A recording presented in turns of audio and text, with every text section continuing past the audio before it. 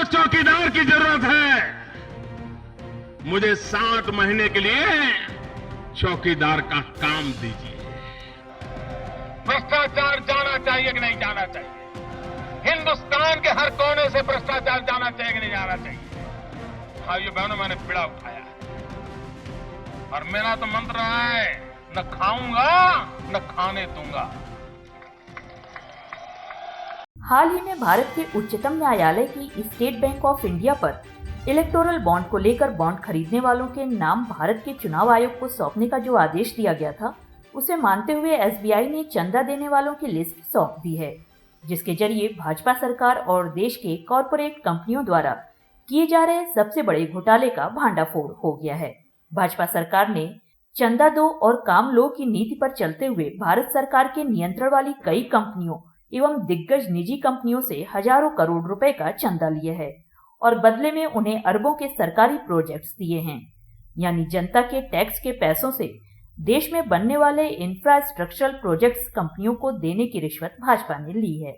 भाजपा ने कई कॉरपोरेट कंपनियों पर ईडी और इनकम टैक्स की छापेमारी कराकर दबाव बनाया और इलेक्टोरल बॉन्ड के माध्यम से उनसे भी हजारों करोड़ों की जबरन वसूली की। इस पूरे मामले पर इंडियन पीपल्स अधिकार पार्टी के संस्थापक व राष्ट्रीय अध्यक्ष पंडित पुरुषोत्तम तिवारी का कहना है, मोदी जी ने भारतीय लोकतंत्र के हर स्तंभ को धराशायी कर दिया है।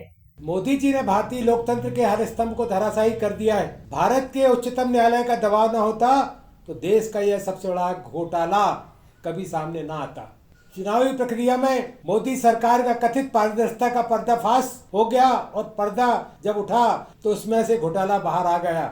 देश के प्रधानमंत्री जो 2014 में देश की चौकीदारी मांगते हुए कह रहे थे कि मैं ना खाऊंगा न खाने दूंगा, उनका यह वादा एक धोखा साबित हुआ। देश की 80 करोड़ जनता को गरीबी से निकालने में असमर्थ मोदी जी ने खुद के साथ साथ पूरी भारतीय जनता पार्टी को गरीबी से जरूर बाहर निकालकर अरबपति खरबपति बना दिया।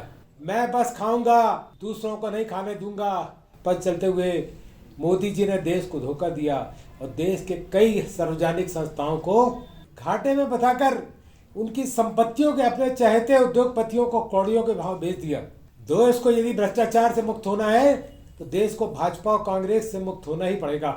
दोस्तों, हमने देखा कि भारतीय जनता पार्टी ने जिन मुद्दों को लेकर देश में लोगों का विश्वास अर्जित किया था और अपनी सरकार बनाई थी, उस सरकार का भ्रष्टाचार का सबसे बड़ा कारनामा आप सब लोगों के सामने आया है। जिन लोगों के घर में ईडी का छापा पड़ा, जिनके घर में इनकम टैक्स का छापा पड़ा, उन्हें करोड़ों रुपए उनसे चंदे के रूप में लिए। एक नाम अस्पताल का भी आया है जिसने लोगों का खून चूस लिया। कोरोना काल में अरबों रुपए जनता से लूट लिए। उसी अस्पताल से भारतीय जनता पार्टी ने करोड़ों रुपए का चंदा ले लिया। ये लोगों के खून के साथ सौदा है, ये लोगों की जान के साथ सौदा किया है भारतीय जनता पार्टी के लोगों ने।